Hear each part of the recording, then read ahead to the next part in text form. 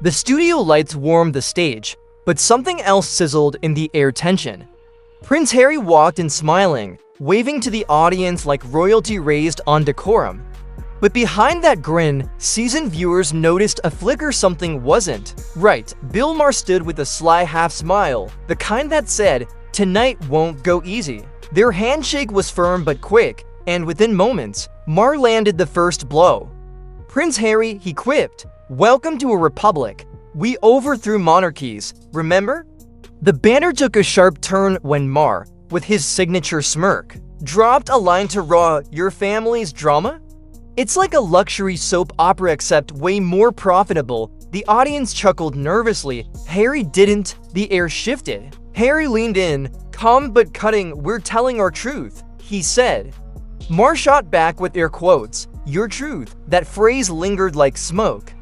The crowd went quiet. "There's no such thing as your truth," Maher declared. "Just the truth." What started as comedy suddenly felt like cross-examination. Truth stings hardest when it's mocked.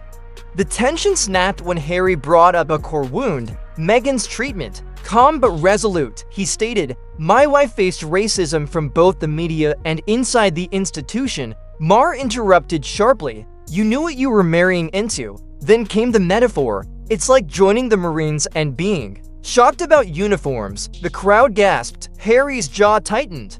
He responded with, "Wait, this isn't about uniforms. It's about someone I love nearly losing her life." His words weren't sound bites, they were scars. Pain isn't always visible, but it always echoes. Maher leaned in harder.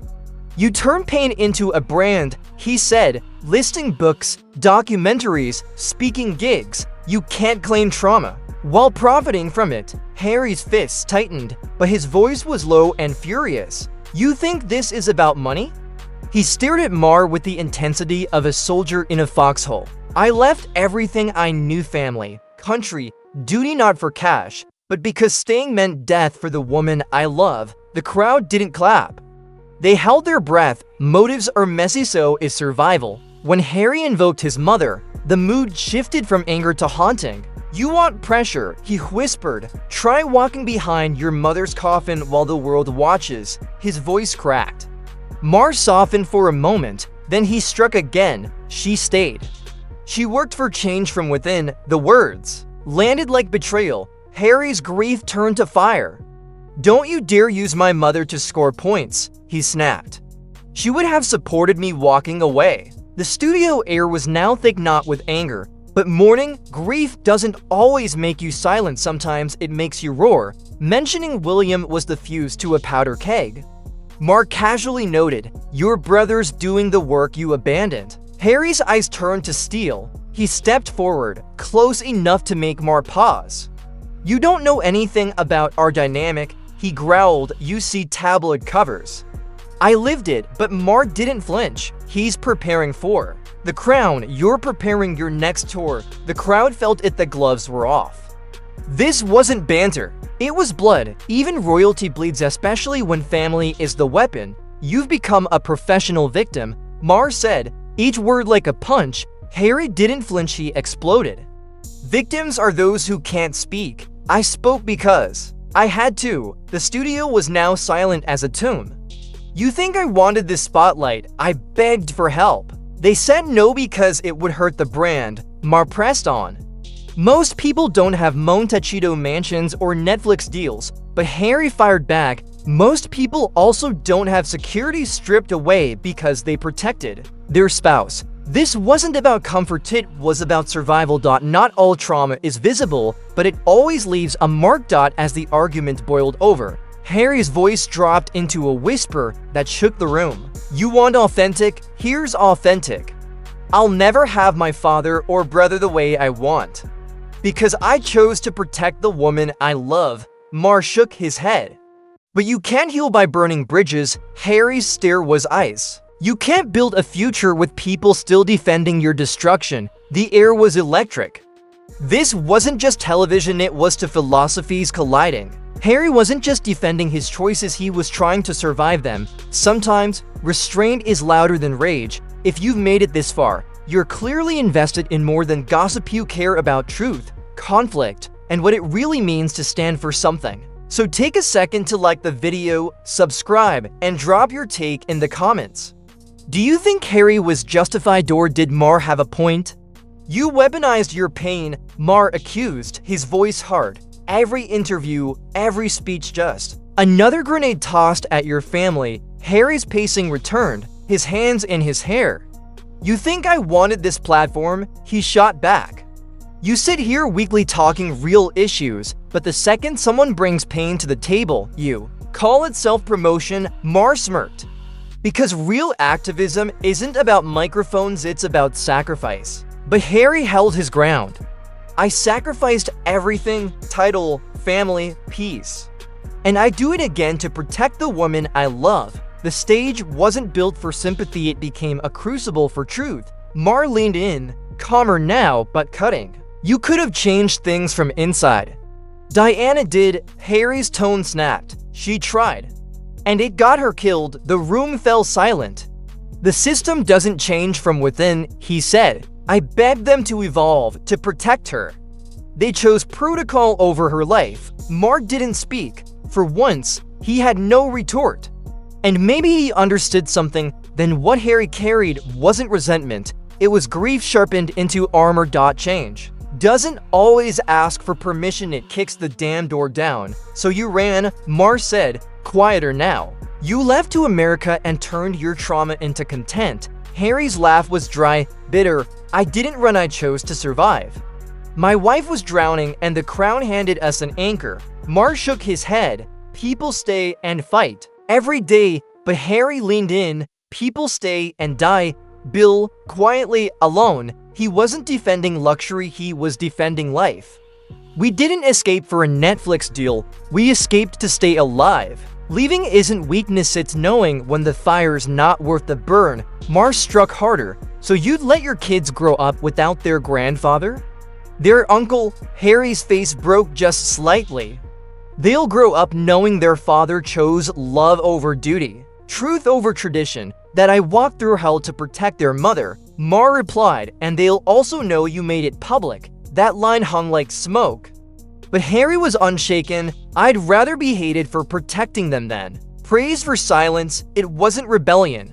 It was resolve. Sometimes, legacy isn't what you inherit, it's what you refuse to pass down. You're not the villain, Harry, Maher said finally. But you're becoming someone who needs to be right more than you need to be whole. Harry's jaw clenched. You think this is about winning an argument? I'm trying to heal while the world keeps reopening the wound. Maher wasn't. Mocking now, then stop handing them the knife. The silence after those words felt like a drumbeat. The audience wasn't breathing.